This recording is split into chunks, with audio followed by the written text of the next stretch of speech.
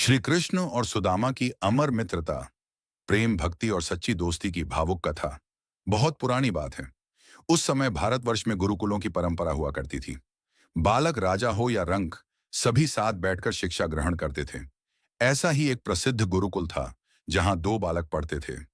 एक थे श्री कृष्ण, यदुवंश के राजकुमार, और दूसरे थे सुदामा, एक निर्धन ब्राह्मण के पुत्र।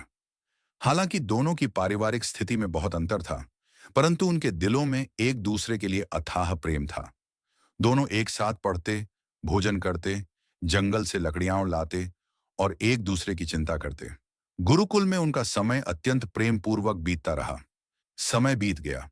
श्री कृष्ण द्वारका के राजा बन गए। उनका महल सोने से चमकता था। वहीं सुदामा एक निर्धन ब्राह्मण बन गए, जो कठिनाई से अपने परिवार का पालन करते थे। उनका पहनावा फटा पुराना होता, कई दिन बिना भोजन के बीत जाते। लेकिन फिर भी सुदामा ने कभी कृष्ण से सहायता नहीं मांगी। उनका हृदय सच्चे भक्त और आत्मसम्मानी व्यक्ति का था।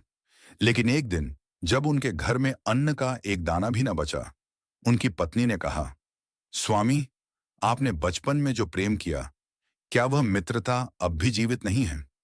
कृपया अपने प्रिय मित्र कृष्ण के पास जाइए। वह द्वारका के राजा हैं। वह आपको पहचानते ही गले लगा लेंगे। सुदामा को यह विचार उचित तो लगा, लेकिन उनके पास कृष्ण को देने के लिए कुछ भी नहीं था। तब पत्नी ने बड़ी मेहनत से पड़ोस से थोड़े चिवड़े पोहा मांगकर उन्हें एक कपड़े में बांध दिया। यह ले जाइए, उन्होंने कहा। यही हमारी ओर से प्रेम का उपहार है। सुदामा नंगे पांव, फटे वस्त्रों में द्वारका पहुंचे। वहां का वैभव देखकर उनकी आंखें चौंधिया गईं, पर मन में मित्र का दर्शन करने की उत्सुकता सबसे ऊपर थी।